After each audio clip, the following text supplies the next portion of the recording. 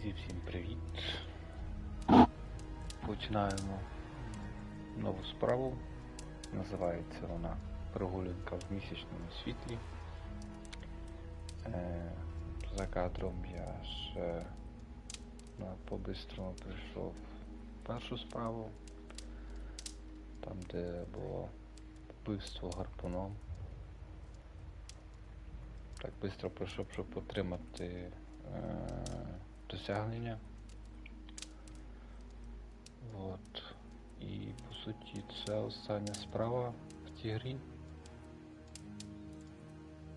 Якщо не здобуду всі трофеї під кінець цієї справи, то вже буду без запису проходити, щоб отримати платину. І так, всім гарного перегляду, смачного, якщо ви сте, і погнали.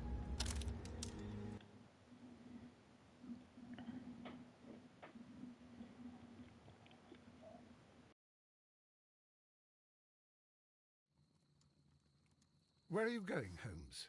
Have you been invited somewhere? We have been invited, Watson. We have. Where to? To the Baker Street Irregulars' annual dinner. They sent us an invitation. It is on the table. A dinner? How could those street urchins afford anything like that? I can't understand your interest in them, Holmes. They're dirty. They wouldn't hesitate to steal your wallet. Watson, you should be excited. It is a secret dinner. Its location changes every year. Read the menu. Sounds mouth-watering. All right. We, the secret police of Baker Street, invite you, Sherlock Holmes, and Dr. Watson to our annual dinner. Menu, entree, frozen rat head salad. Is this a joke? Not at all. Pray continue. Main course, sow's udder in Danny Nutcracker's way. Sounds disgusting, Holmes. Hedgehog goulash. Street turnips in homemade juice. And it goes on. I can hear them on the stairs now. Oh, we can't go there. We can't eat that. Watson, you'll hurt the feelings of those poor children. We have to go. Oh, Mr. Holmes. It is fine, Mrs. Hudson. Mr. Holmes! Wiggins, Dr. Watson is getting ready. He will be delighted to join us. You don't look well, my young man. Is there something wrong? Don't tell me the dinner is cancelled. Mr. Holmes, it's my brother Leighton. He's in a prison cell. They say he's killed 2 men. You have to help us, Mr. Holmes, because I know he didn't do it. Where is he now? From what I've heard, they took him to the yard, and they gave him a good beating already. You know what they're like. They'll hang him. They won't look any further. Holmes, we have to help him. Well, and forget about the dinner. Wiggins, I'll take the case. You're fantastic, Mr. Holmes. I'll be waiting for you at the crime scene. You'll be there, right? It's on Half Moon Street in Whitechapel. Very well.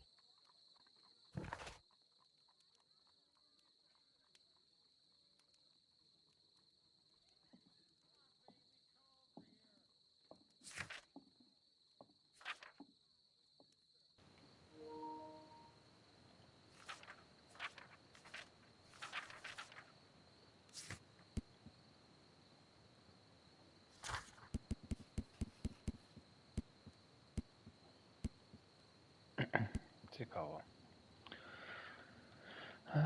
Побачимо, що там у нас.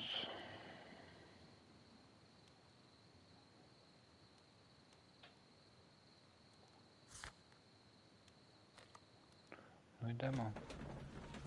Поліційний відділ.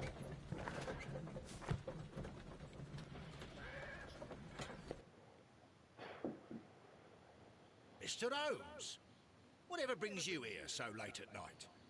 I'm interested in the case of young Leighton Chapman. He was arrested earlier this evening and accused of a double murder. I beg your pardon? That case is quite clear to the police. Or are there any new facts that we don't know about? Who knows, Inspector? Look, you are free to investigate, of course, Mr. Holmes. Chapman was arrested with a revolver in his possession, which you can find in the evidence room. The suspect himself is in custody. Did you find anything else on his person? A few personal belongings. Nothing particular, Mr. Holmes. Thank you, Lestrade.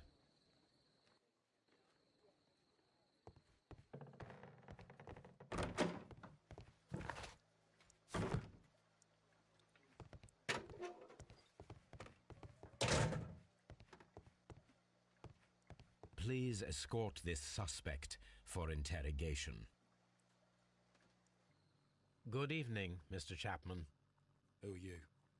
I've got nothing to say. It's all a mistake. Calm down, Leighton. I have come here to help you. To find out if you truly are innocent, as your younger brother Wiggins has told me. My brother? You know him? Then that means you're... Sherlock Holmes. Oh, blimey. All right, Mr. Holmes. I'll tell you everything.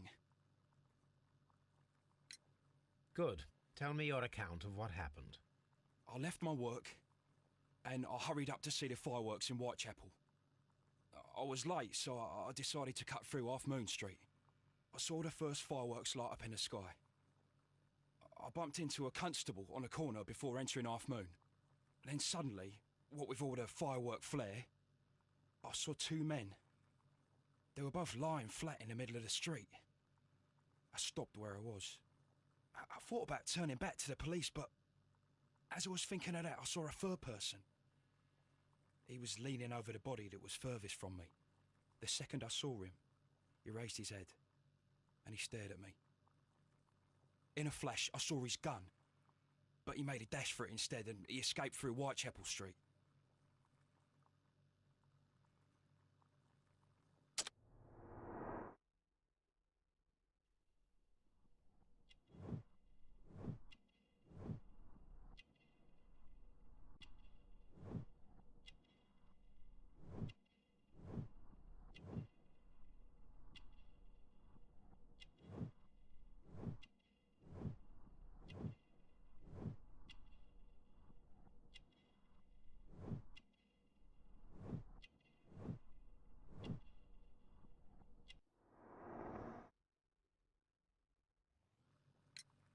So you might still have had time to return to the constable. I panicked. I didn't know what to do. Anyway, I approached the bodies just to see if they were still alive. I saw that one had blood pumping out of his stomach. He was dying. It was horrible. The second one was already dead. He had a hole in his head. He was holding a gun in his hand, though. I took it, and then I followed the third man. Interesting. Pray, continue. I turned a corner, and I saw the man standing in the middle of the street. He seemed to be in some sort of panic.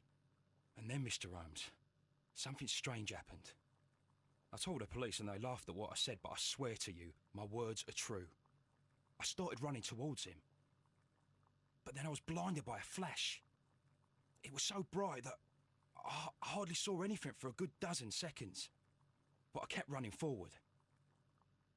As I arrived in Whitechapel, I heard a woman screaming.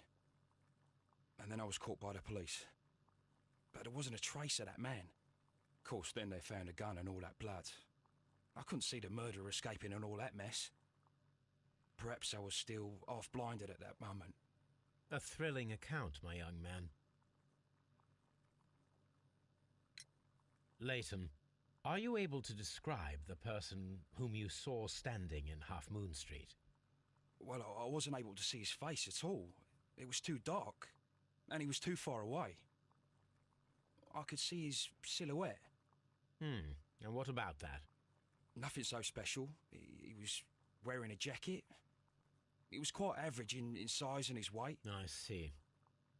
Was there anything else that struck you at the time? No.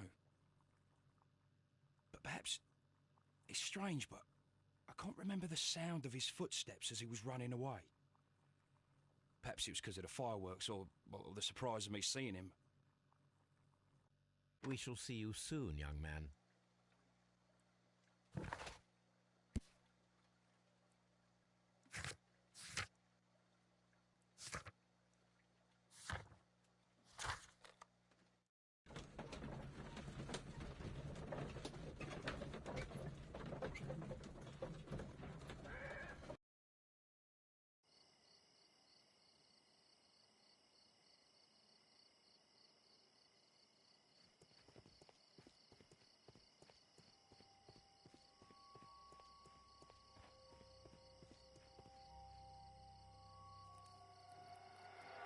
Please, gentlemen, leave the scene now. Oh, Mr. Holmes, is that you? Good evening, Constable... Constable Marrow. I was here with Inspector Aberline during the Ripper case, Mr. Holmes, back in '88. But then this is nothing like that case.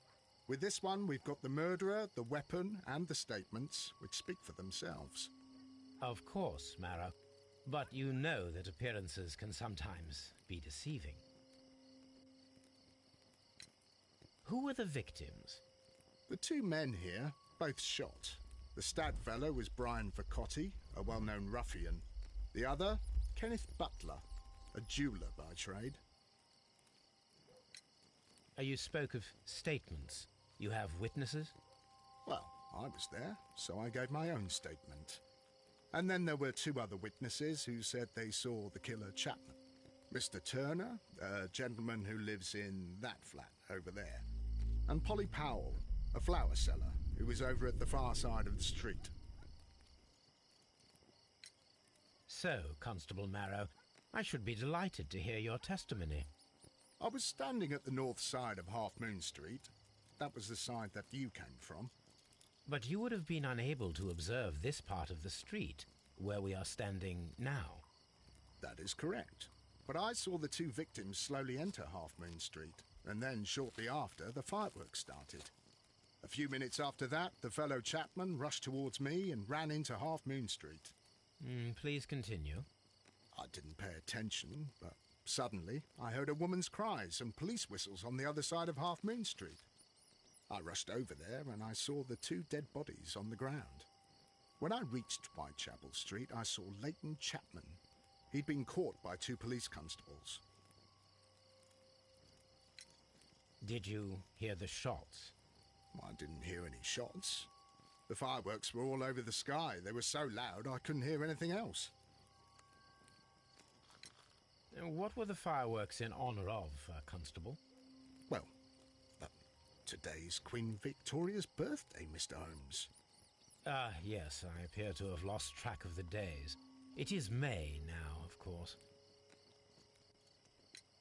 Constable Marrow, what else caught your attention while you were running through Half Moon Street? I saw nothing but rats, and I took the time to light every corner with my lamp. Did you happen to look up at Mr. Turner's window when you were on Half Moon Street at that time? Yes, I saw that the window was open, but no one was there. It was dark in the room. Constable, your statements have been of great value to me.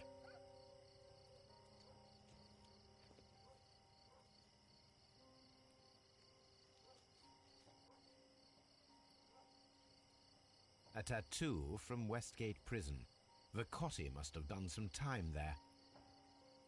Brian Vercotti and Leighton Chapman both have identical Westgate Prison tattoos. They were most likely acquainted. Ну, це логічно, да. Brian Vercotti suffered greatly. What a terrible way to die.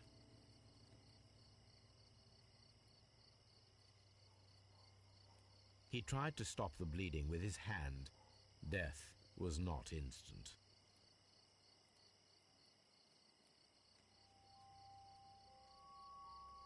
The bullet penetrated his stomach, a dreadful wound.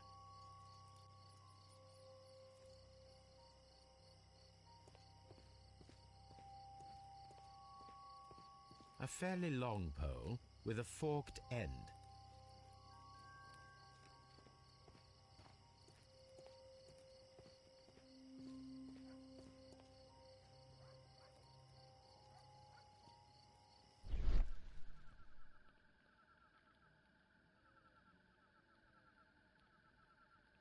A piece of wood that has stuck between the cobblestones. Let us take a closer look.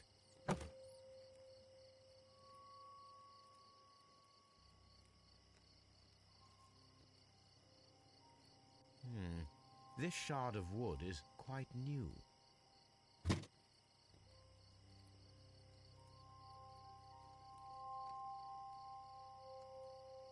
The bullet struck his head. This man didn't stand a chance.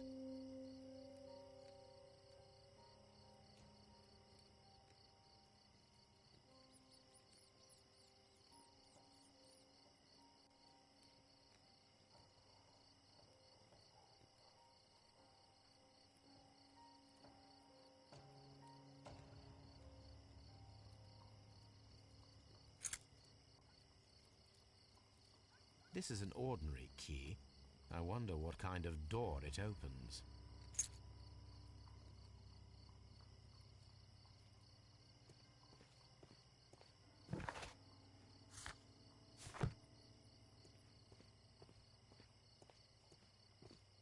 I'll do anything to save my brother, Mr. Holmes. Good evening. I heard Constable Marrow reply to you as Mr. Holmes. Are you that detective, gentleman? I've heard of you. And, well, I know things about this evening. Excellent. Might we hear your story?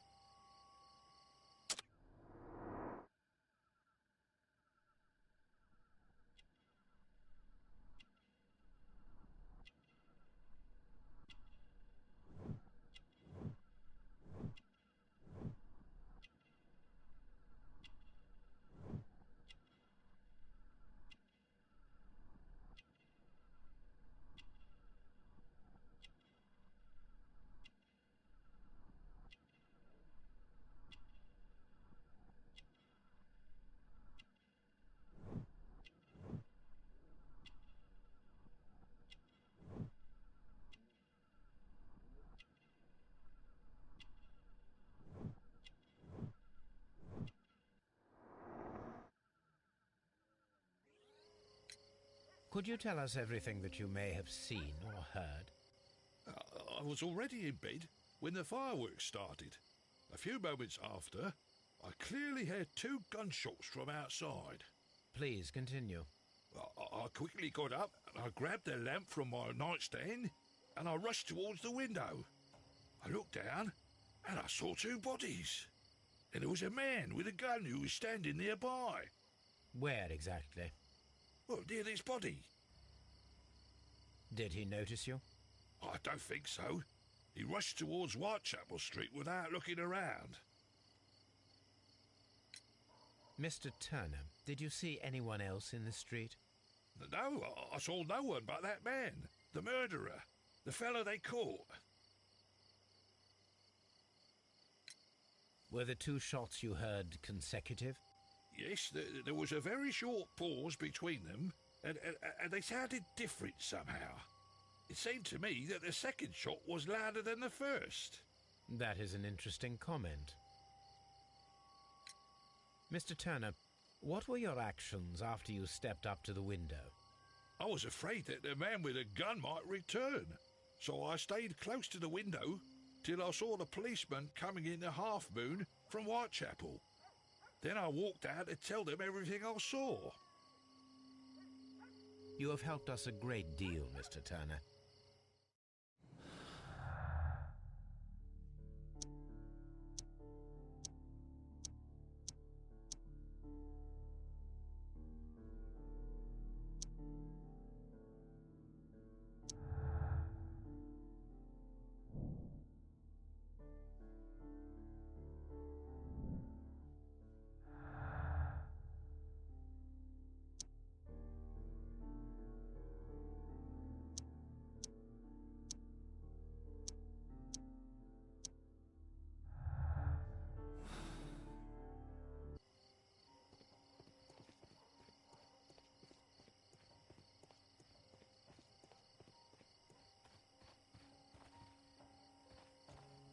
Mrs. Powell?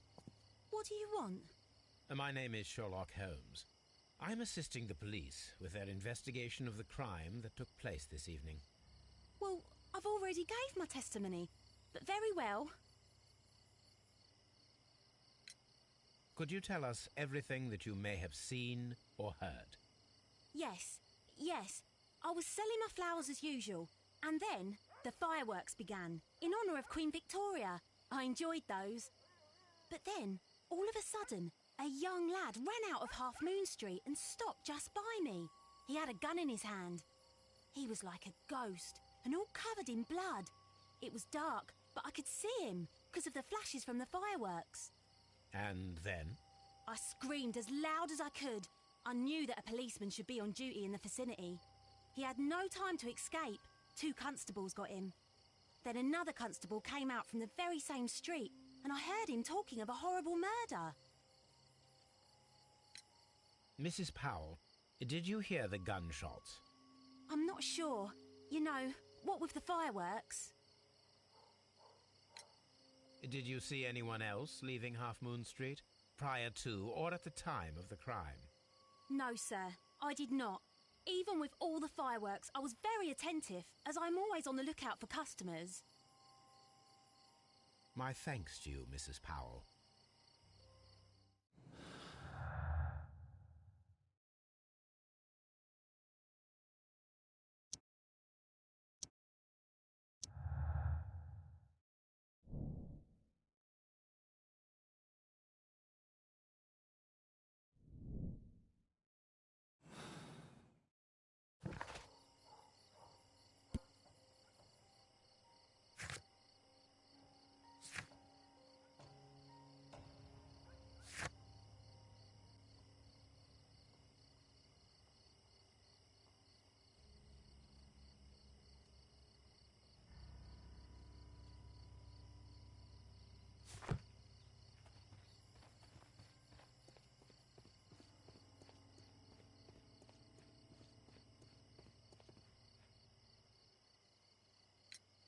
Mr. Turner, you have stated that you remained close by your window after the crime, is that correct?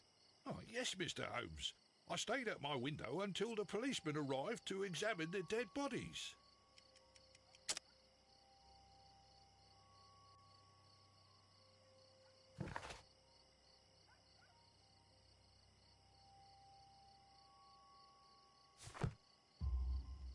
That is very interesting, Mr. Turner. Constable Marrow stated that he did not see anyone at the window when he was running through Half Moon Street. Well, I think Constable Marrow and me, we might have been distracted by the whistles and shouts coming from Whitechapel. We could have missed each other somehow. You understand what I mean? It was a bit of a stressful moment, to tell you the truth, sir. Allow me to form my own theories, Mr. Turner. Would you mind showing me the view that you had from your window? Not at all, Mr. Holmes. Please, follow me. Mr. Turner appears to live very modestly.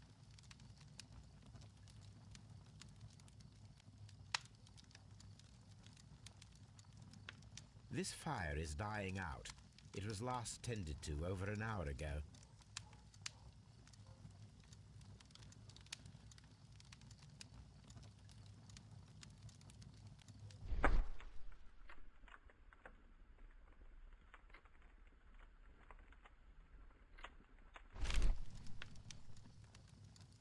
The papers are almost entirely burned.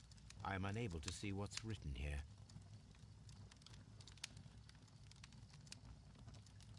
These words are illegible. The papers were thrown into the fire just a short while ago.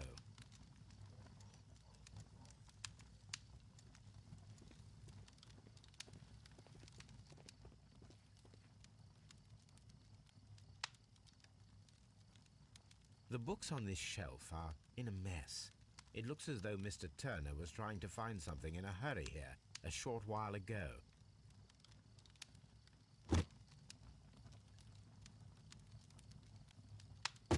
A perfect match.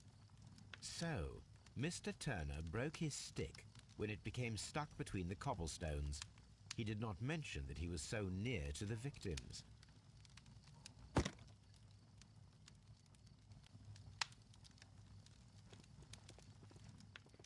Mr. Turner was roused from his bed by the sound of gunshots.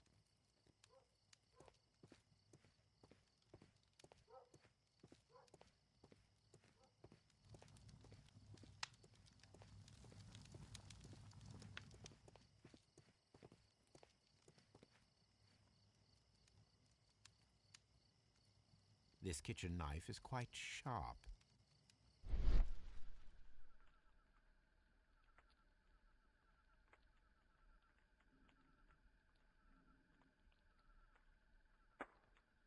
There are pieces of shredded paper scattered over the table. This kitchen knife was used to cut the paper.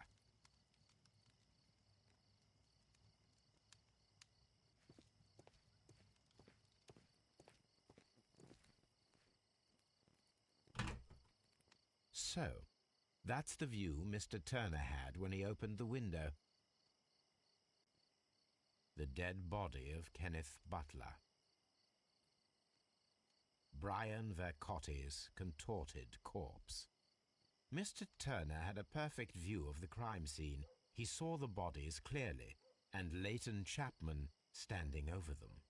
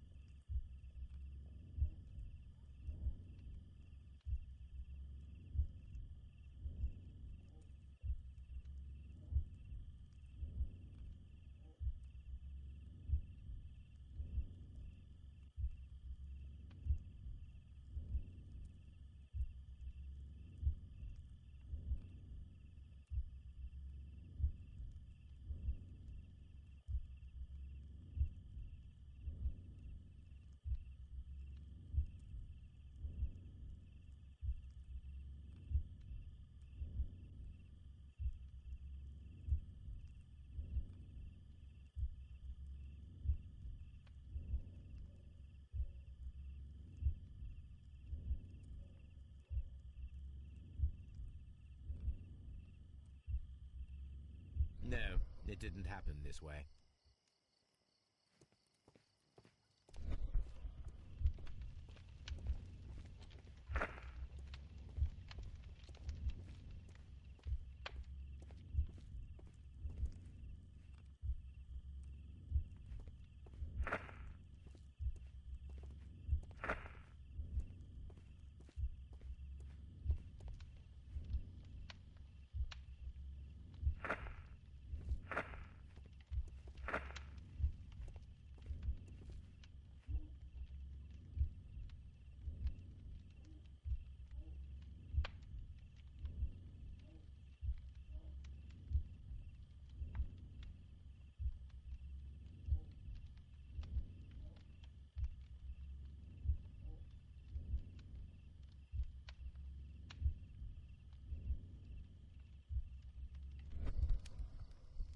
So Mr. Turner used a book to hide an object that he found on Kenneth Butler's body.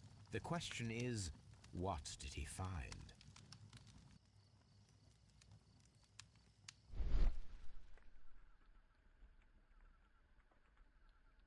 I can see prints from greasy fingers upon the cover of this book. Let us take a closer look. Well now, what a find! A precious jewel, concealed inside a book. A bracelet with a unique ram's head design, a distinctive feature of ancient Grecian artifacts, probably of the Hellenistic era.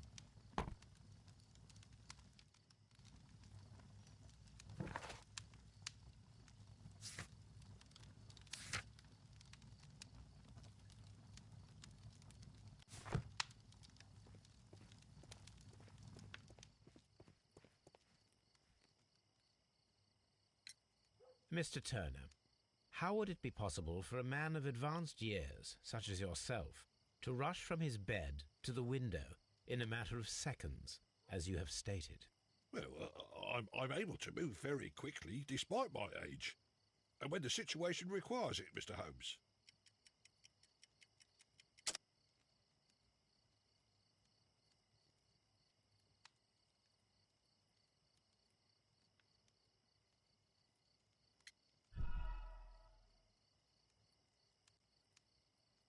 Well, I'm able to move very quickly, despite my age, and when the situation requires it, Mr. Holmes.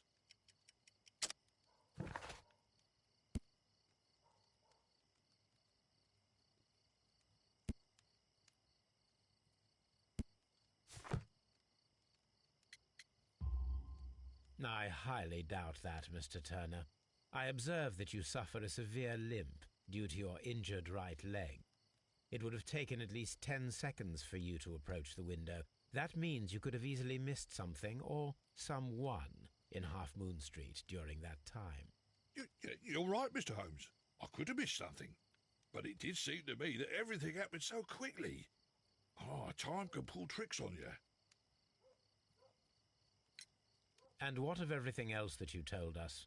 Mr. Turner, it is vital that we have your complete and true statement. Mr. Holmes, I do assure you that the other things I said were most sincere. Mr. Turner, you were not sincere with me. Not then and not now. But Mr. Holmes... This, Mr. Turner, does not look like anything that a poor man might possess. It is worth more than the home that you live in. I can explain. No, merely correct me if I am wrong. You saw Leighton Chapman through the window, but you also noticed a glittering object on the ground, this precious jewel. You walked down and took the bracelet from the body of Kenneth Butler, and when you heard the whistles, you hurried away. That broke your walking stick. It caught fast between the cobbles. Constable Marrow was unable to see you in the window as you were climbing up the stairs on your way back to your flat. Upon returning home, you hid the precious jewel inside a book. Mr. Holmes, please don't send me to prison. I didn't do anything bad. I'm just a poor man. When I chanced upon the bracelet, I saw it as an opportunity to make a little money. I was desperate. I only took the bracelet, that's all, I swear. You made a mistake by lying to me. But you are not a criminal. I believe that. Although I must return this bracelet to its rightful owner.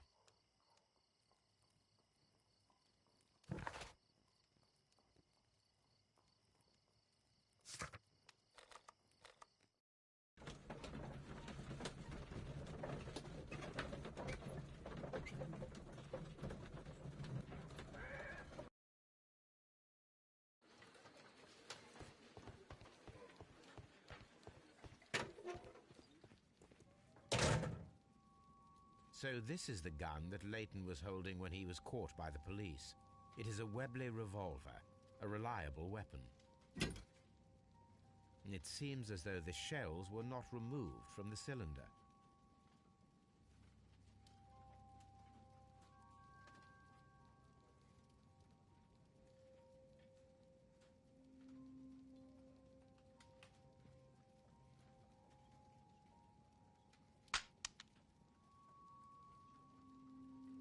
Two out of the 6 shells have been fired. There were 2 shots.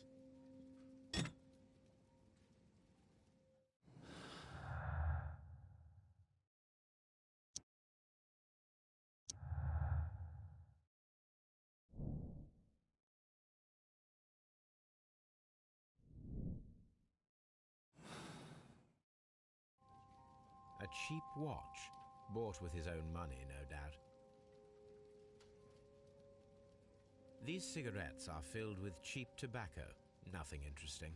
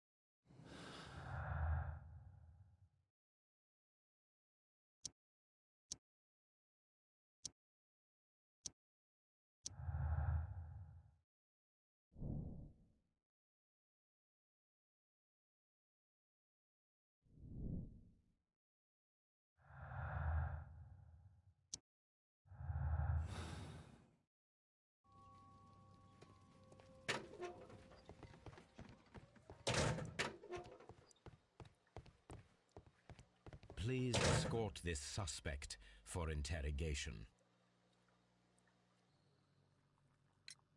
Leighton, I confess I am puzzled.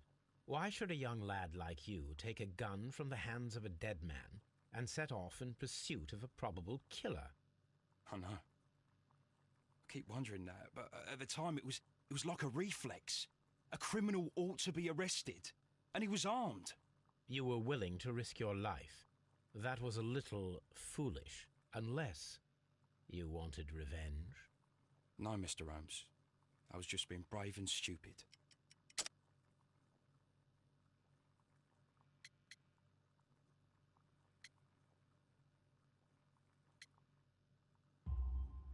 I'm sure that you were, but I believe that you may have recognized one of the victims, Brian Vercotti. You knew that gentleman well, did you not? However could you know that?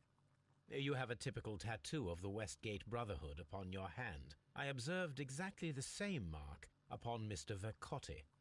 You came to know him from your sharing a past prison sentence. Am I correct, Mr. Chapman? Oh, God. You're right, Mr. Holmes. Would you tell me a little about Brian Vercotti? We were convicted for a robbery. Once in prison, both of us joined one of these fraternities. During that year, we tried to help each other out, you know? You were quite young then, I believe. Yes, Mr. Holmes, we were. We'd only stolen a pound of meat. After we were released, and when I saw what my little brother had become, I decided to work towards living an honest life. And Vercotti? He had a hard time. His sister had died in a Whitechapel dispensary while he was in prison. He had no family anymore. Our paths split. He fell back into crime. So you lost him? Yes. And for around 2 years, I heard no news of him at all. We shall see you soon, young man.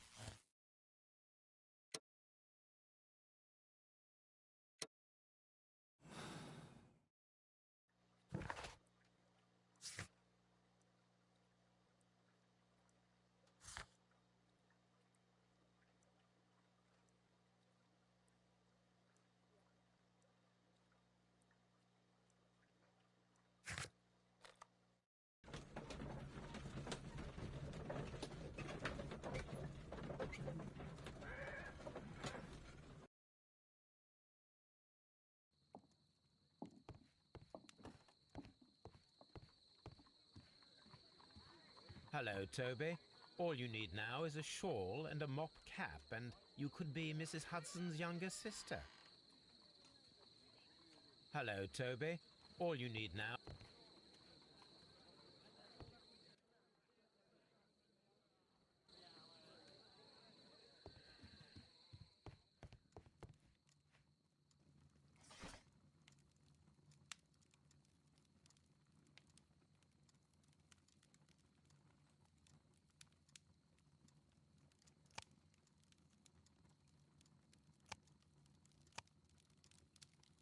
That is not the one I need. That is not the one I need. That is not the one. That is not the one I need.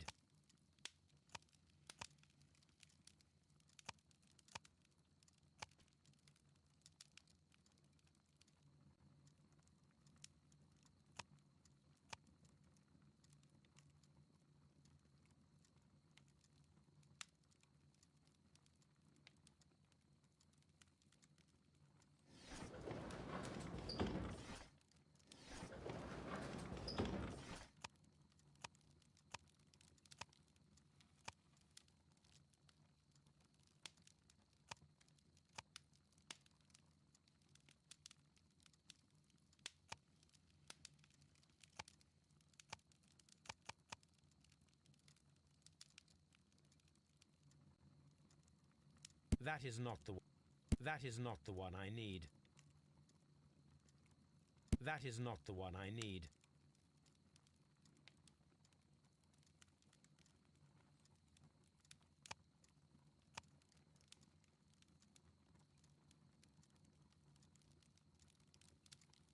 That is not. That is. That is not the one I need.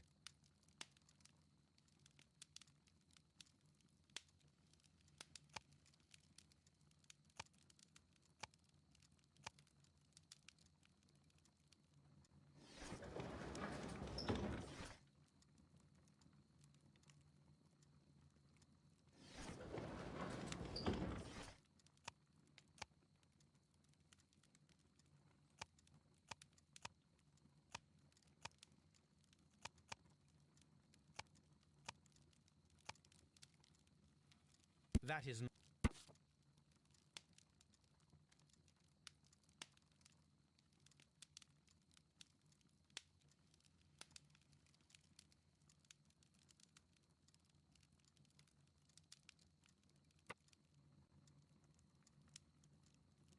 Here it is. I need to continue my research in my archives.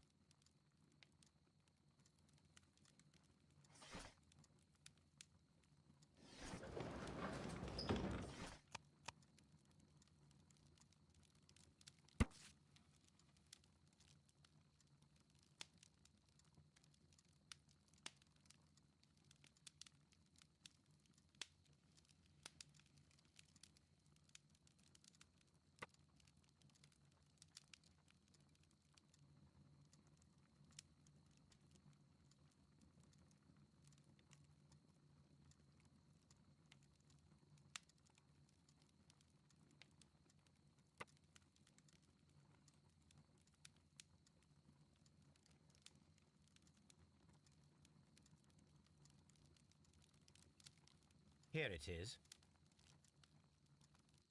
One of the victims, Kenneth Butler, was involved in the story of the stolen Hellenistic treasures. A visit to his pawn shop should tell me more.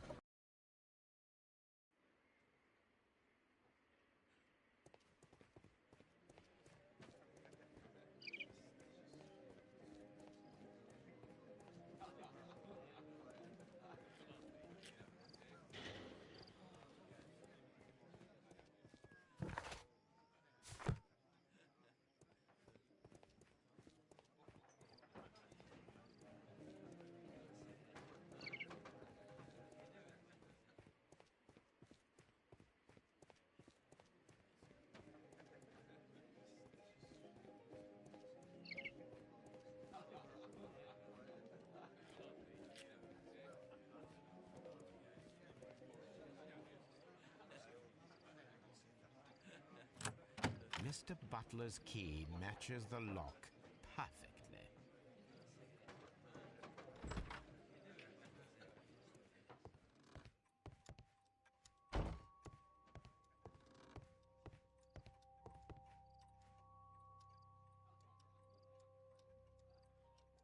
crampons and a sharp ice axe would only be brought here by a mountaineer.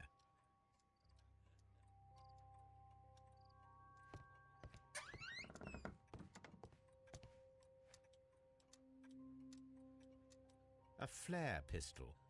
Perhaps it was pawned by a destitute sailor.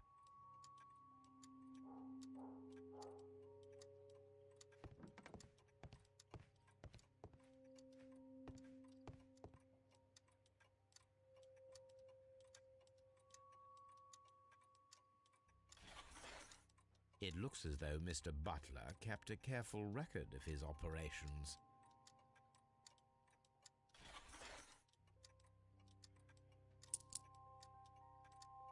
The ram's heads. This necklace belongs to the 5 Rams of Mittelin collection. Interesting. That means that Kenneth Butler owned a part of this collection all this time, 10 years after the theft.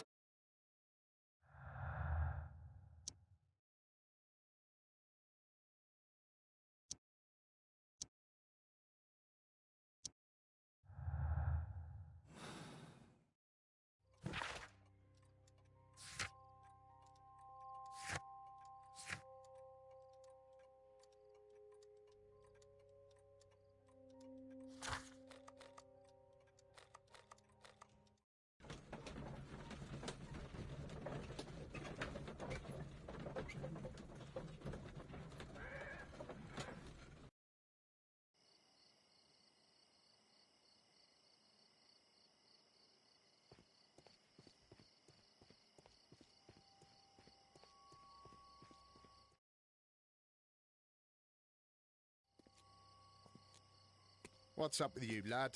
What are you waiting for? I'm waiting for my brother to be released. Your brother? The one that you caught, beat up and imprisoned. Ah, the murderer. He ain't killed no one, copper.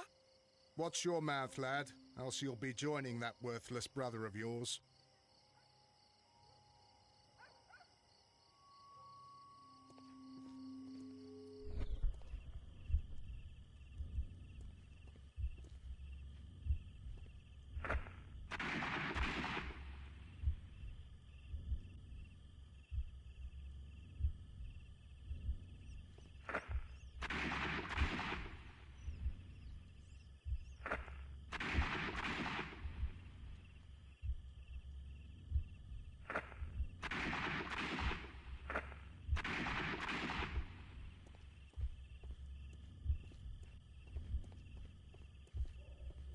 I am unable to see any higher.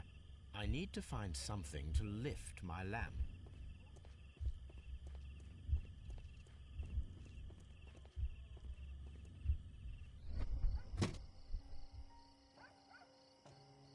This should be useful.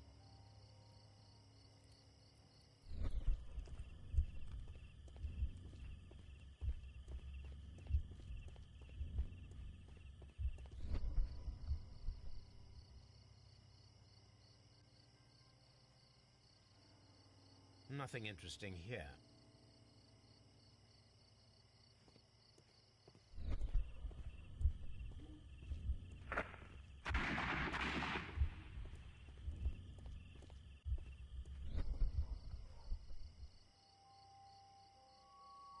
This is most definitely a bullet hole. The brick cracks are fresh. Watson, there was a third shot fired in this street.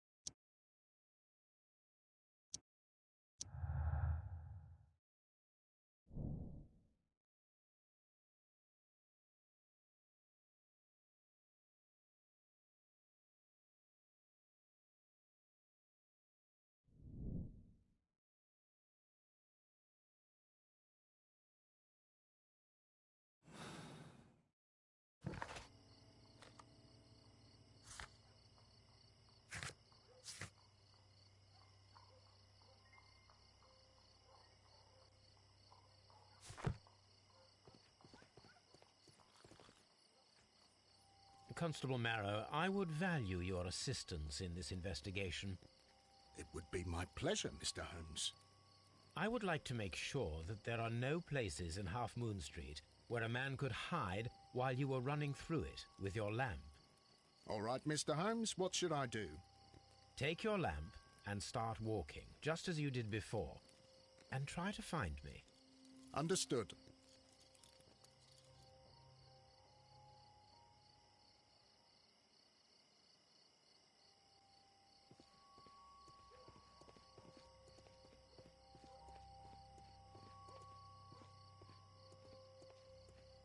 I can see you very well, Mr. Holmes. All right, Constable. Let's try again. I'll find another place to hide.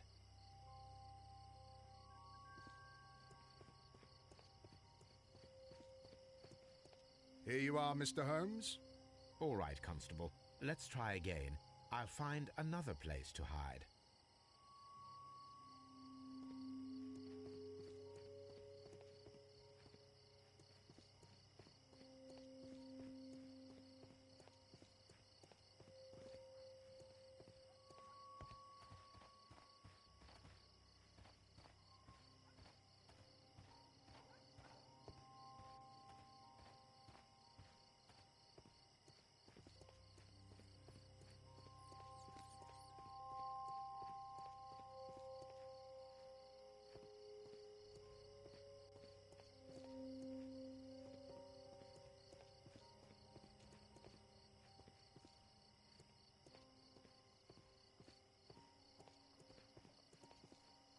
Mr. Holmes, it wasn't difficult to find you at all.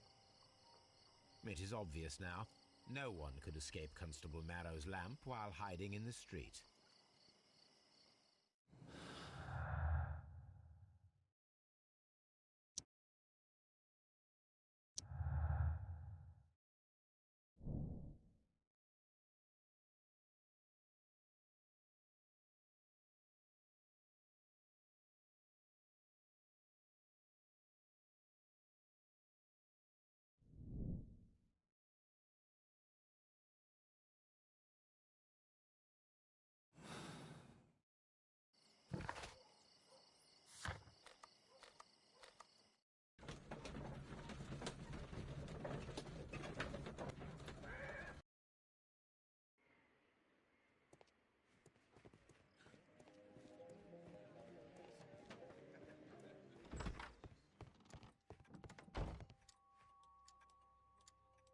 This is exactly what we need in order to imitate the flash of the fireworks.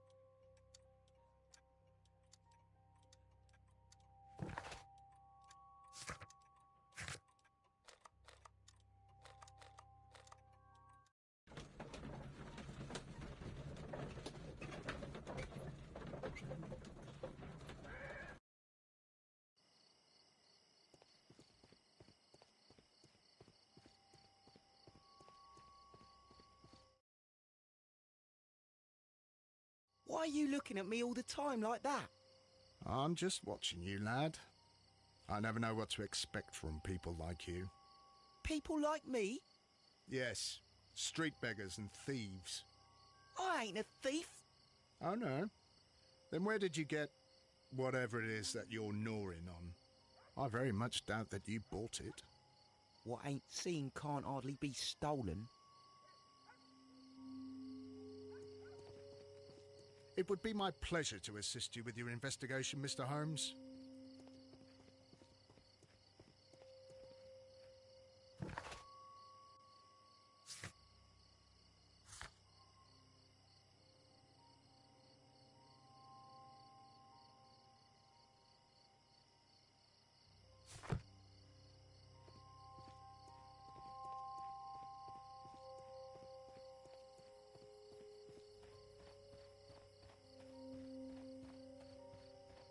Such a young man, and already a murderer.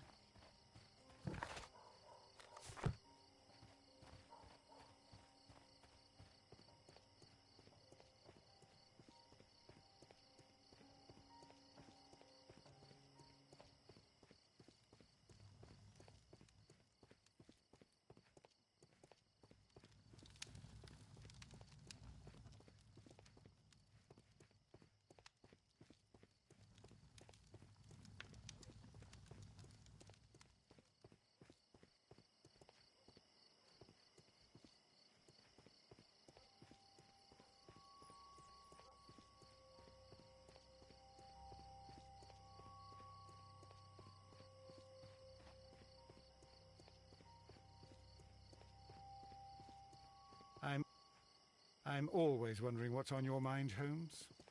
Locked.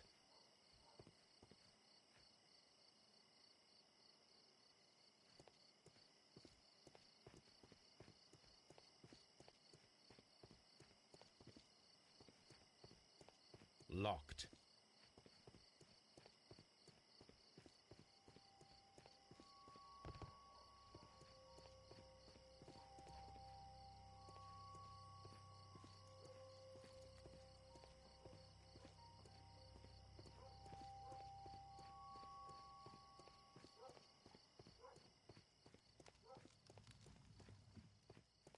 I wish this crime had never happened, Mr. Holmes.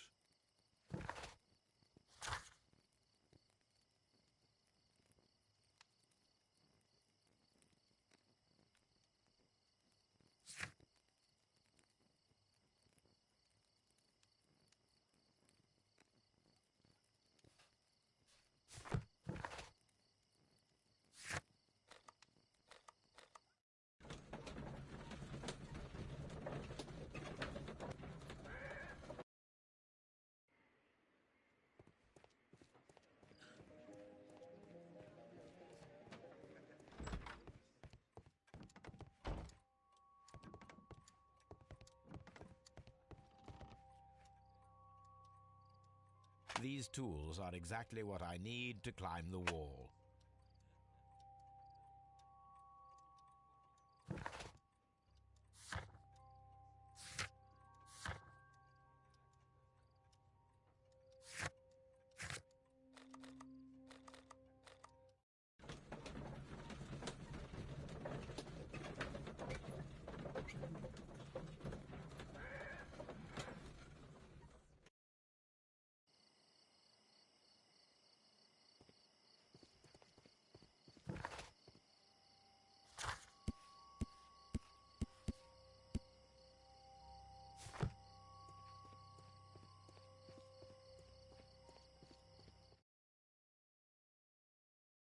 Wiggins, my lad, what are you doing here? You'd best be leaving and be quick about it.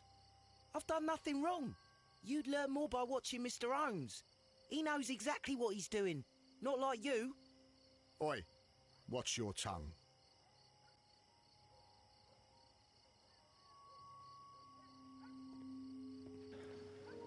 Бляти, що ти хочеш, ну, від хлопця Constable відчепись вже від нього в Watson, кінці кінців. I would like to perform another kind of reenactment with your help. I'm listening, Mr. Holmes. I want to check if Leighton's testimony can be trusted. If someone could vanish into thin air at a specific moment. But Holmes, I don't see how. I am going to be the mysterious gentleman whom Leighton followed. I will stand exactly where he saw him before he was blinded by the flash. Watson, you will be Leighton. When I fire the signal flare, you should start to chase me. I understand, Holmes. You, Constable Marrow, just play your part and do exactly as you did. Just, please, wait 5 seconds after the signal flare. I doubt that Polly Powell would have screamed any earlier. As you say, Mr. Holmes. Let us begin then. Catch me if you can.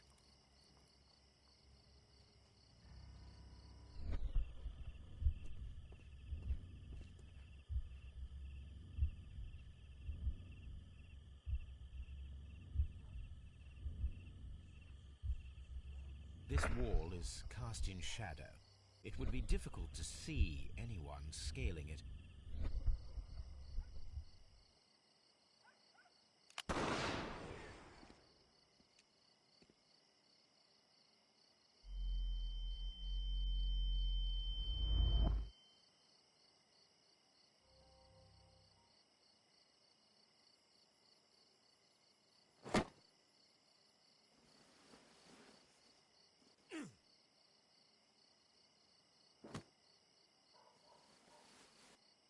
I can barely see anything.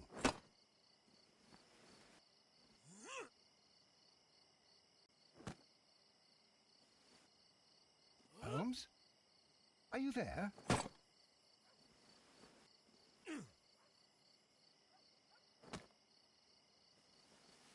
I should try climbing faster.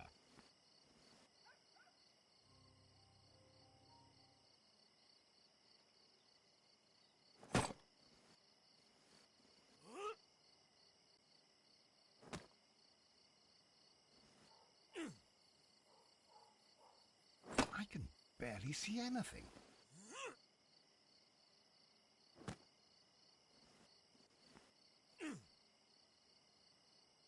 Holmes?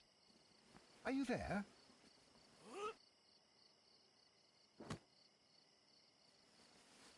Where is he? My God, a man can't just disappear like that. Holmes? Holmes? Where are you? I cannot see you, Mr. Holmes. Dr. Watson, it seems that Mr. Holmes has disappeared. Don't worry, gentlemen, I am up here, above your heads. How on earth did you get up there, Holmes? I am using crampons and a climbing axe, although the person we are looking for did not leave any traces of such tools. Constable, is there any way to get to the top of this building? Yes, Mr. Holmes, I can show you. The door to the building can be found from Whitechapel Street. Gentlemen, I am on my way down.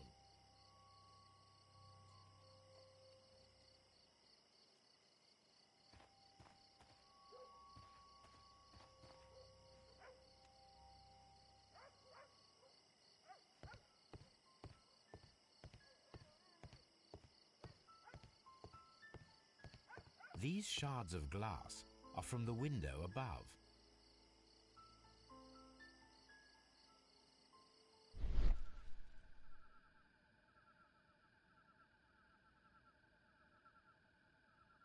A cluster of thick black threads. They're unusually strong. I should examine them under the microscope. Someone broke through the window to get inside the attic, but in his haste he ripped his jacket. We can conclude that the person whom Leighton saw climbed up the wall, broke into the attic window, and escaped through the hatch.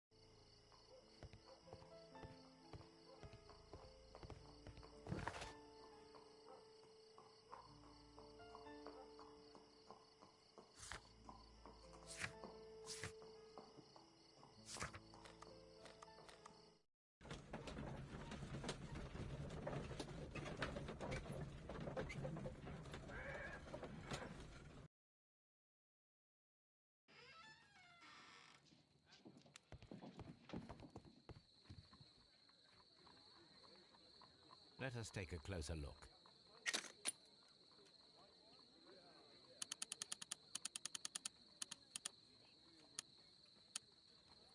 It is not a thread, but a hair. I very much doubt that it is human. I need to compare this sample with a human hair and a horse hair. A shaving brush is usually made from horsehair. Watson, could you please pass me your shaving brush? Here you are. Watson, look, what's outside the window? Well, I don't see anything. Ouch! Holmes! Oh, don't make such a fuss. One little hair. Human hair is significantly thinner than the black sample. The horsehair is thinner than the hair that we found. So, this black hair belongs to an animal, and it is larger than a horse. A hair from a large and exotic animal.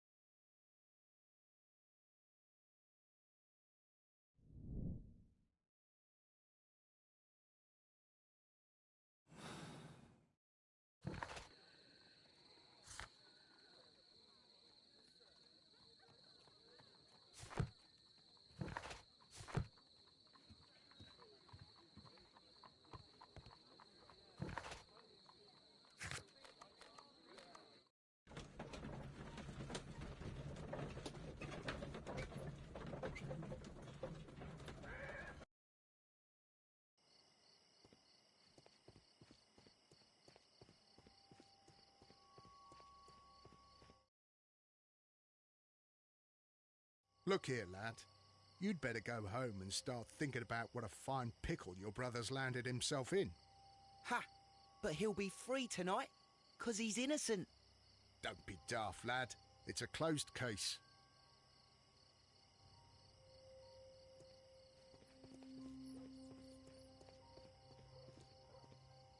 Mr. Holmes? We have good news for you, Wiggins. The investigation has proven very interesting so far. We found facts and details that confirm your brother's innocence. I knew it, Mr. Holmes. But for now, Wiggins, we need your help. Anything you like, Gov. I need you to locate a circus that has stopped over in London. It needs to have disposed of at least one exotic animal, a very large one. You can count on me, Mr. Holmes.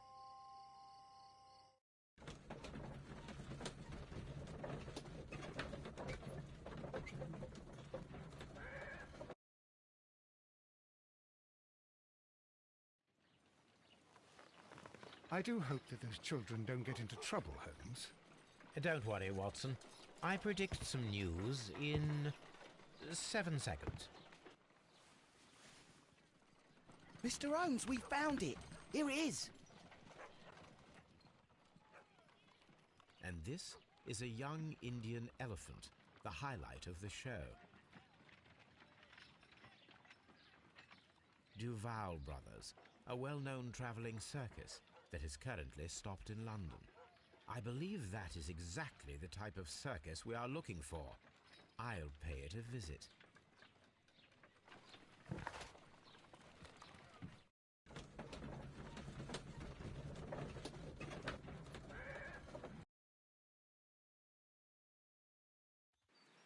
Aye, you! Stop right there. Good morning, sir. Pardon me, but why am I not allowed to walk around here? Because it's private. Well, I only wanted to meet the artistes. Hmm? You're wanting to apply for... Nah, you don't look like the type of, artistic lockpicker that we're looking for. You might be surprised. What? Nah, I don't think so. Clear off.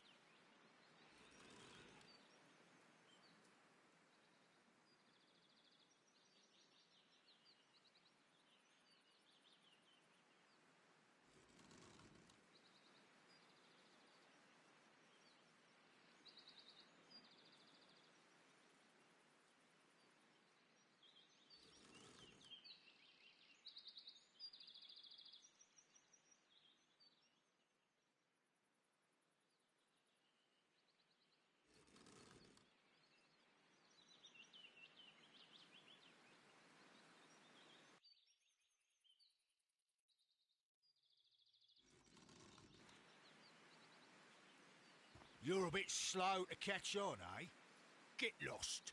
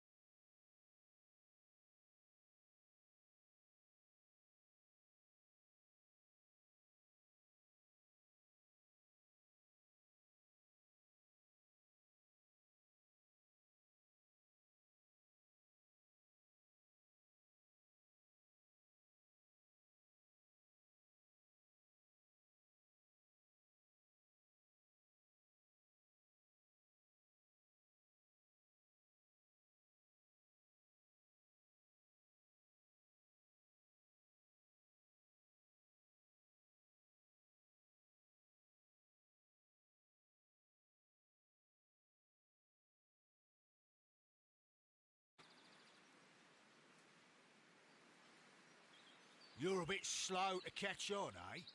Get lost. You're a bit slow to catch on, eh? Get lost.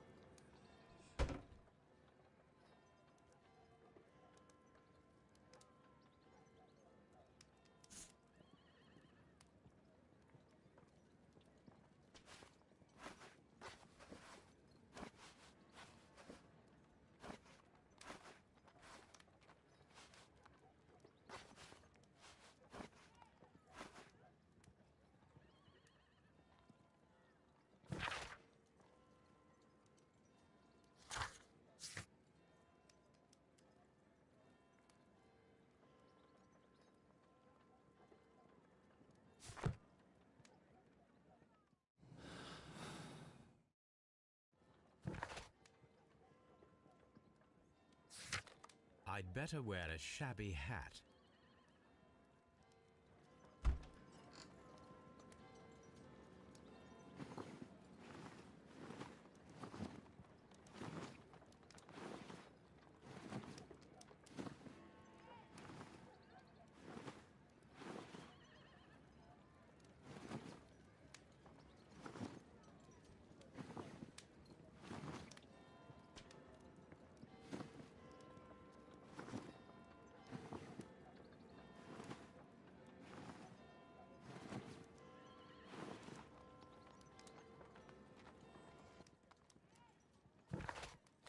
I'd better wear a shabby hat.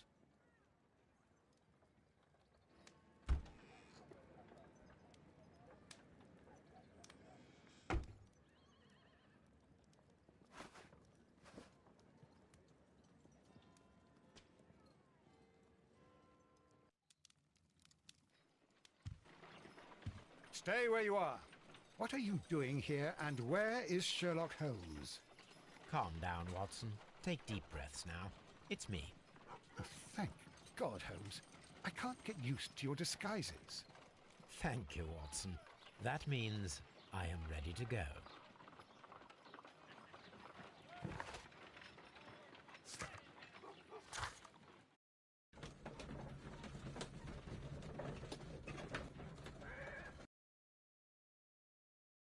Who are you? What's your name? My name is Nigel. I'm here to open the locks. Talented, eh? Let's see.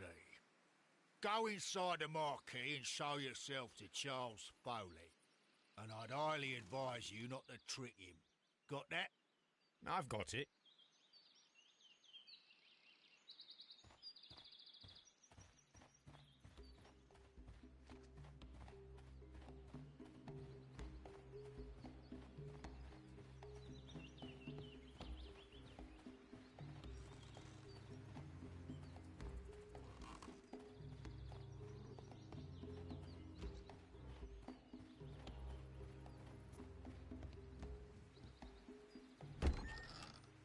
So, everything is here, just as you asked.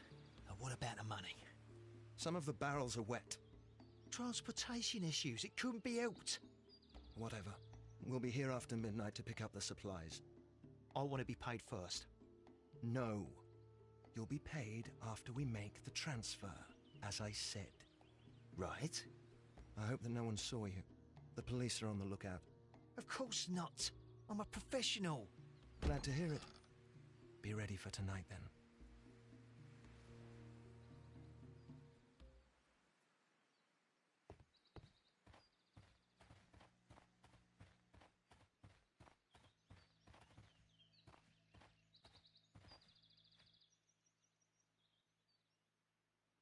This wooden barrel is damaged. It is difficult to say what is inside. There is a spot on this barrel that was intentionally painted out. The crest of the Honourable Artillery Company. Could it be gunpowder? I need to be sure.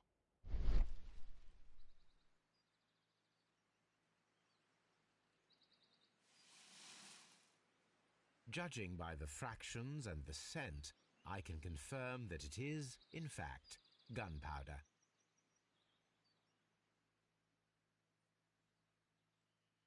The barrels are roughly clustered.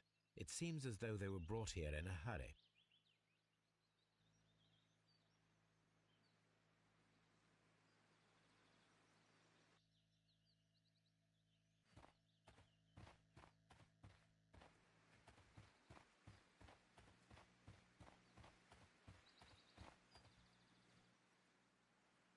This printing press is old, but still quite capable of printing hundreds of pages per day.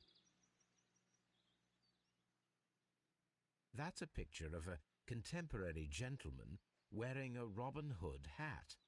Interesting. From lambs into lions. Those are words of encouragement and defiance. This poster was clearly made to fire up rebellion amongst the people.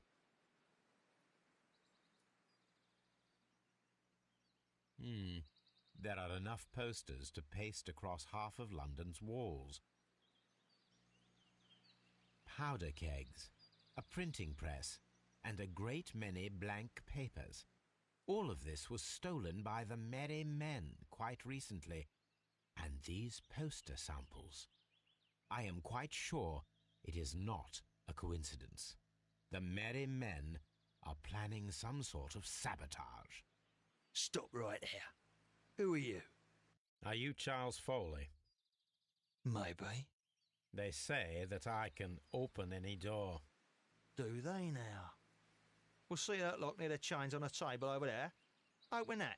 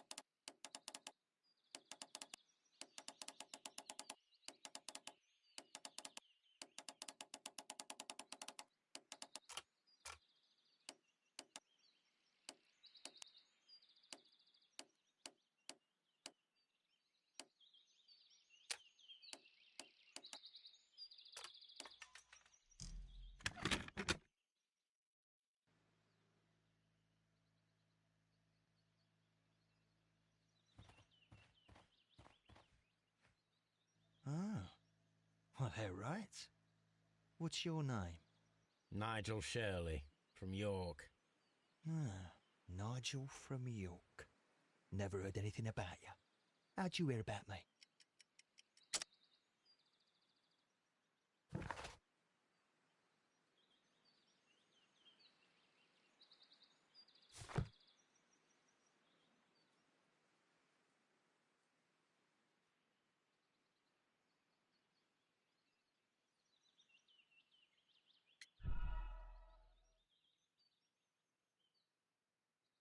Ah, Nigel from York. Never heard anything about you. How'd you hear about me?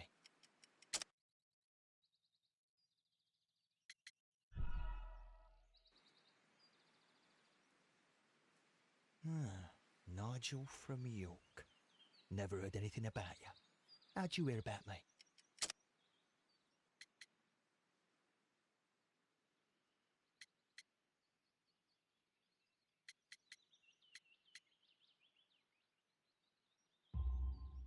It's a long story.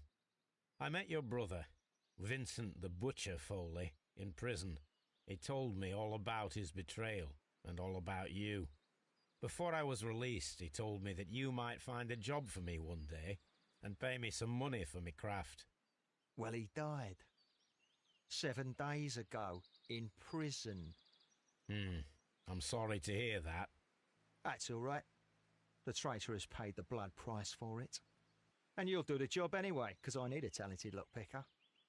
I know just where to search for his legacy. It's all about the Hellenistic treasures, isn't it? Osh, you fool. Now, listen up. You'll come with us tonight, and you better mind yourself. Us? Wait, who's coming then? Billy, Jack and me. And what will I get for that? We'll share the loot. The one you seem to know about. Right. Wait for us at the abandoned manor house on the corner of Ladbroke Grove and Kensington Park Road at midnight. Deal.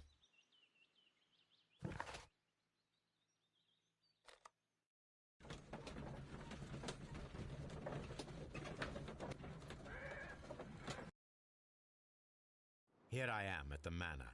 Somewhere inside it are the Hellenistic treasures.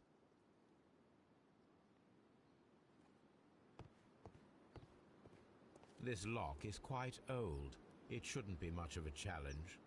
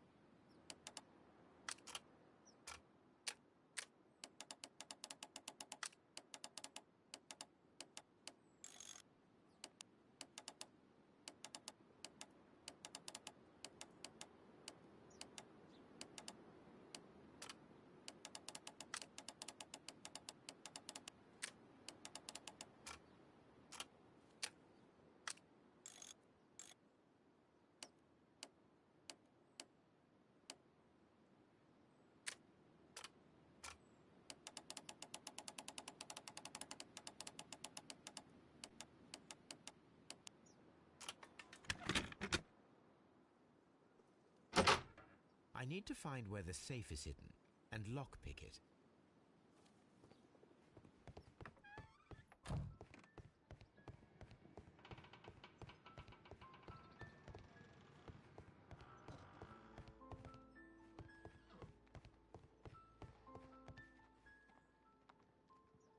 This cupboard is an absolute mess.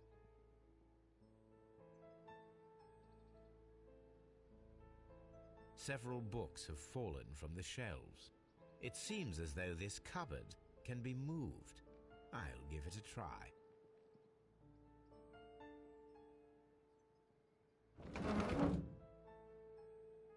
So, that's the lock I must open tonight. Let me see.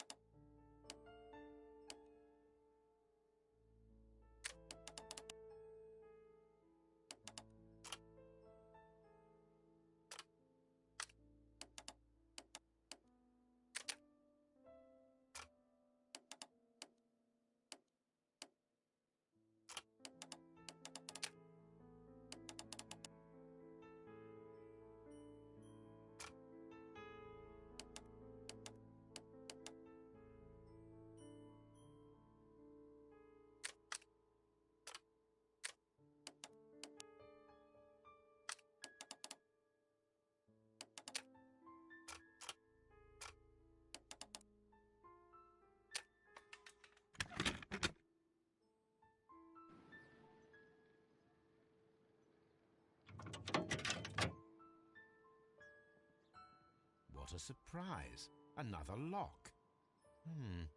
And I won't be able to pick it. I recall that precious key around Foley's neck. It might prove a decent fit. I suppose they hired me to only open the first lock. Let us wait for the thieves, trap them, and find out. Let us check the thieves' possible escape routes in the event that they are caught off guard by the police from the front door.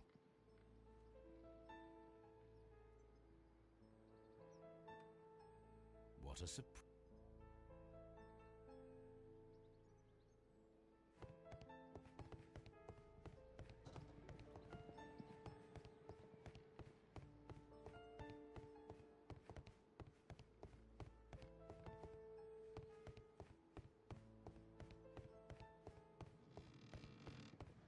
Although this window is high above the ground, it would be possible for one of the thieves to attempt to use it for their escape.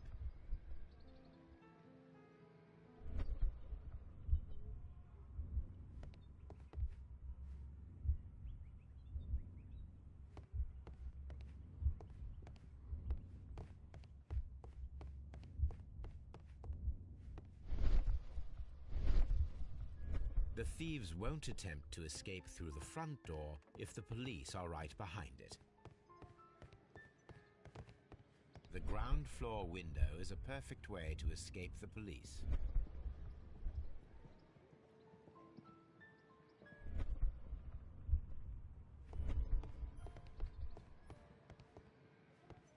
This door is a perfect means of escape in an emergency.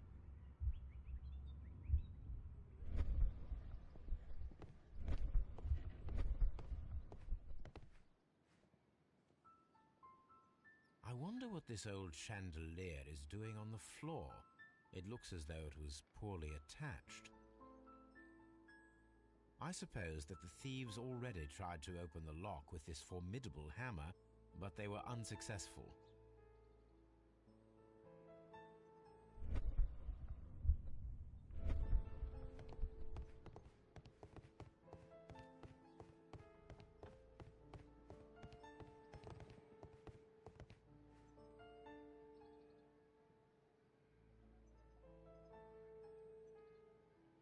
This is the perfect place to set a trap.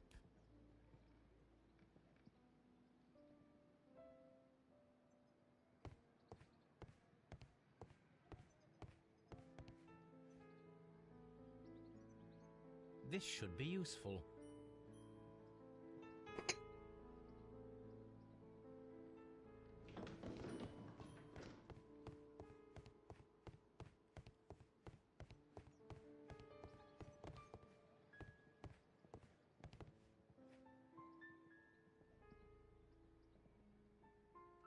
One step on these beads, and our thief will go flying. I should walk carefully here, else my plan will be ruined.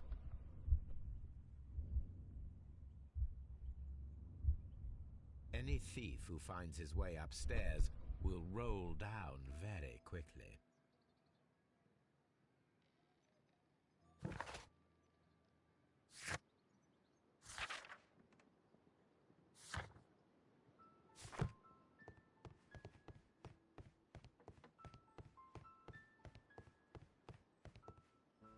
The thieves won't attempt to escape through the front door if the police are right behind it.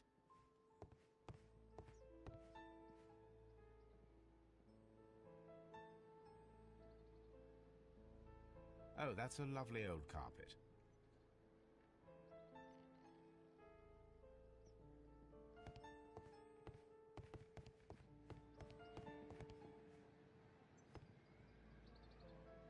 A solid rope.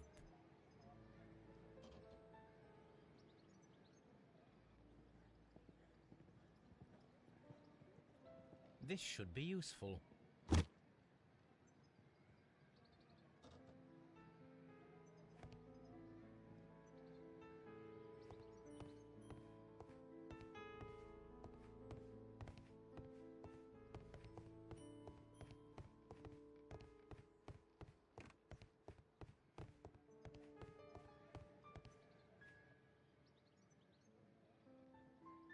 This works very well. No one will escape through this window now.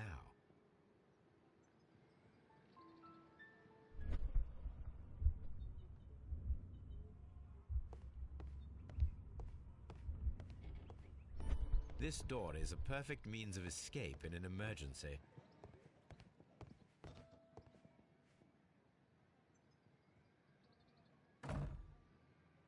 The door is now blocked.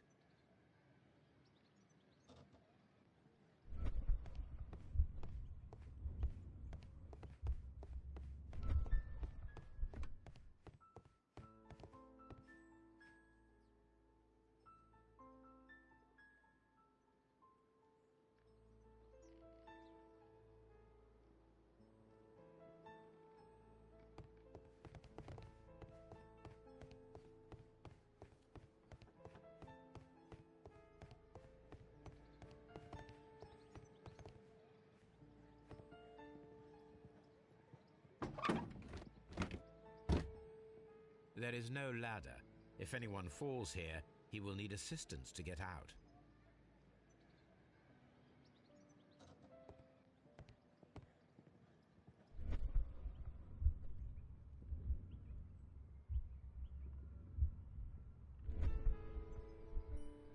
The door is now blocked.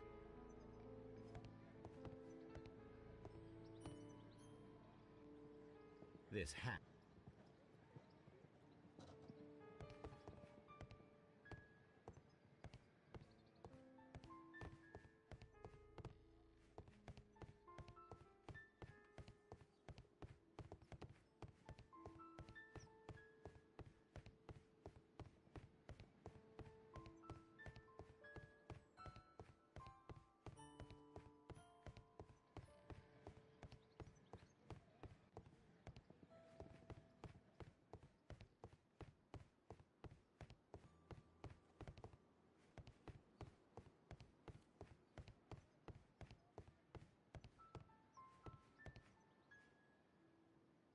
This should be useful.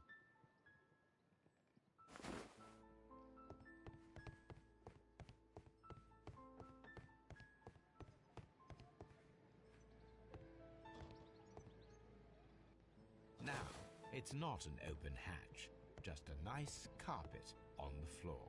I should walk carefully here, else my plan will be ruined.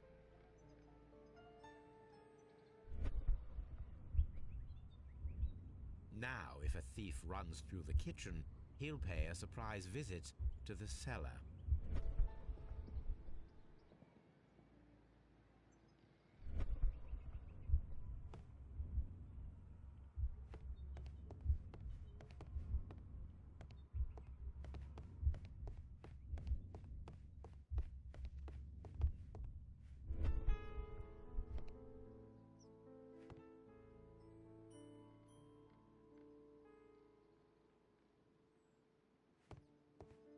The door is now blocked.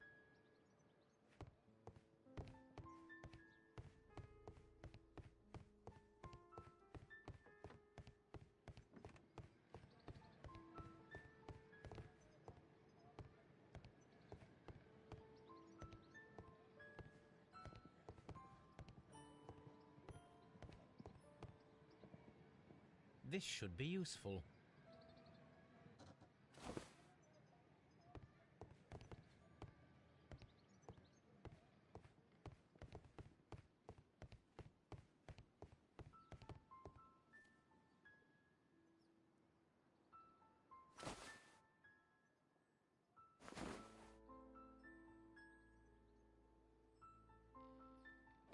If anyone takes the hammer, the rope will uncoil and make the chandelier fall.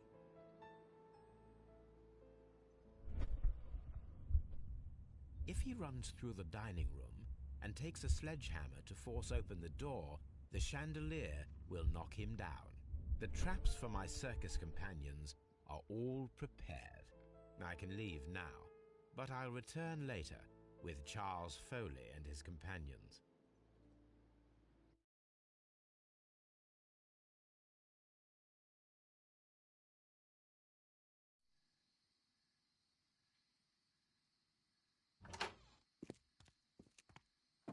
Police! Police!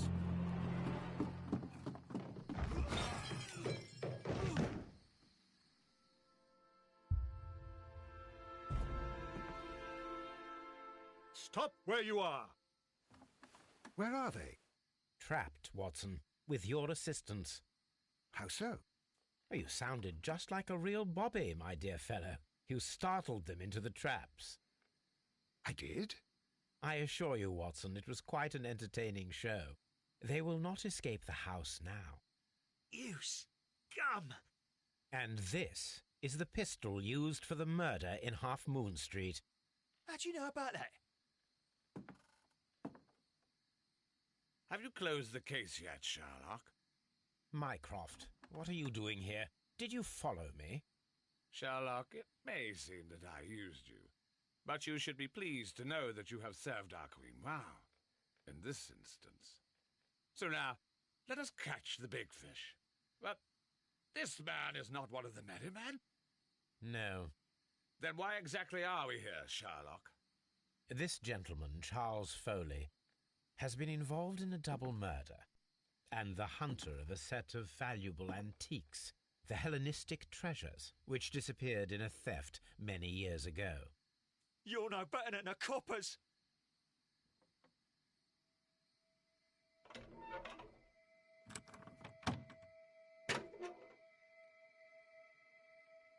Holmes, that is incredible.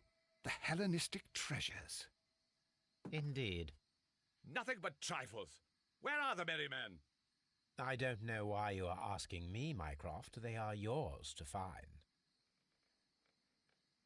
I'll see you soon, dear brother.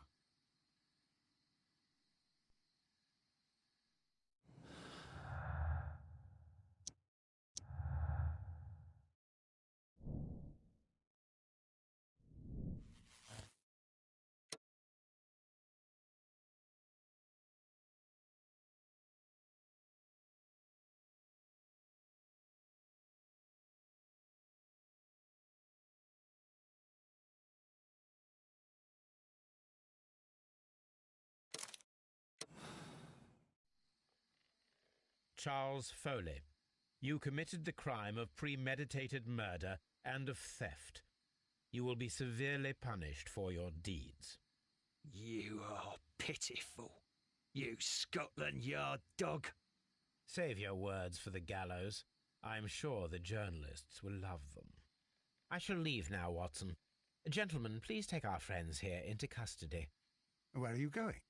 I have unfinished business. I'll see you at Baker Street.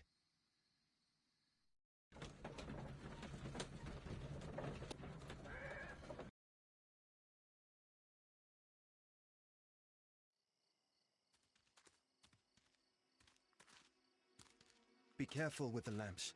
Don't bring them too close to the barrels. Good evening, gentlemen. Who's there? That is of no importance. What matters is who you are and the plans that you have here. So you can stop us from carrying them out? Eventually, yes. Hey, careful. You'll blow us all up. I'm listening. We are a group known as the Merry Men. But I suppose you knew that already. We are the men who've already lost everything of value in their lives. We are ruined shopkeepers. We are workers who were fired from their jobs, honest people who were robbed. We were forced out from our homes and thrown onto the street, and all of this in the name of the so-called law. The laws that were set out by our government. The laws that make the commoners only more vulnerable and the wealthy more protected. We are not only from the British Empire. Some of us are from the New Lands, America, Australia, and we are many. But men we are still, and we are merry for that we stopped being afraid. For those powers that be had done their best to plant the fear inside our souls, and we accepted it so easily. The fear advised us to keep our heads bowed. It prevented us from fighting. Bankers and politicians, they own our lives, our work, our bread, and they push us to compete between each other, just to see who may serve them better. But in the end, they are the few, so they are weak. They are nothing without their titles. We should not fear them. Our so-called masters should fear us instead. The time has come for our group to stand tall. Our great and many merry men. We are going to blow up the London Stock Exchange. No life shall be lost. But ownerships, debts, and property titles? They shall all be destroyed. They're only papers, after all. So many people will be freed over this night. That is a radical step to take. What result do you truly expect? Chaos. But soon people will understand that they are free, and that they don't belong to anyone. They will be able to work for themselves, together, without letting the rulers dictate what to do, and finally justice will arise. What you are intending to do is a crime. It is not justice. How do you see justice, then? Kids go to prison for a loaf of dry bread. And how many lords do you see punished for stealing from their people, sending them to their deaths in mines or overseas to fight for land? Our masters wouldn't hear us. So now it's time to sing the song of the merry men. Will you let us do our duty?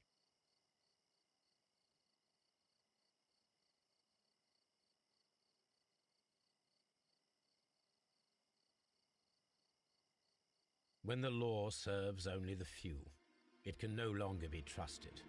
Every man is equal, and he has a right to choose his own way. And I shall not stop you.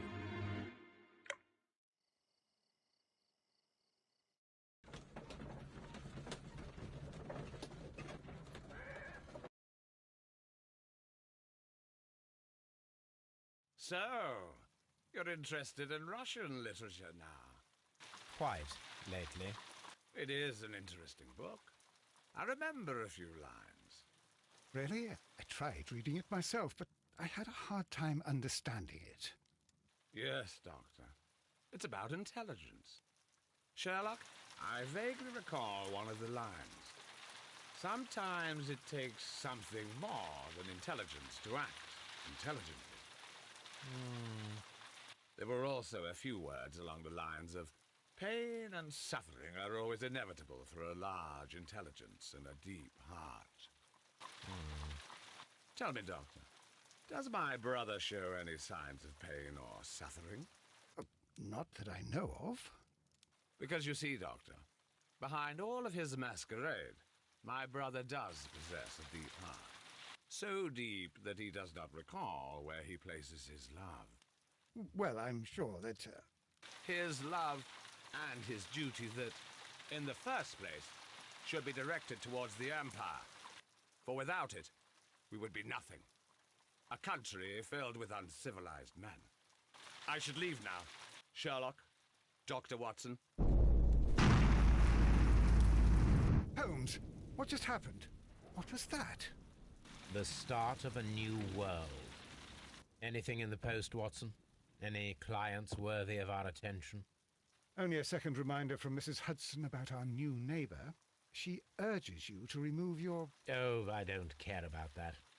Holmes, the lady who will be moving in shortly has requested the use of our spare room to place all of her boxes. Wait, what? A lady?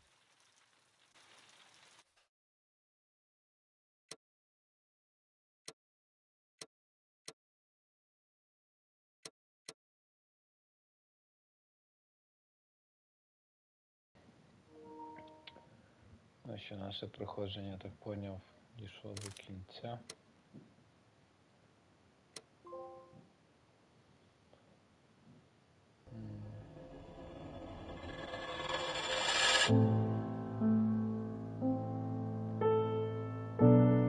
Я ще буду 100% проходити нього.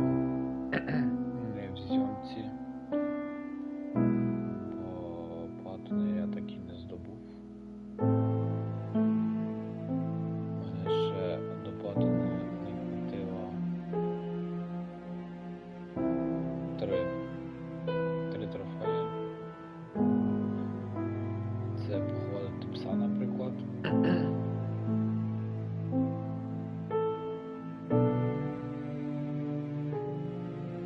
Це характер.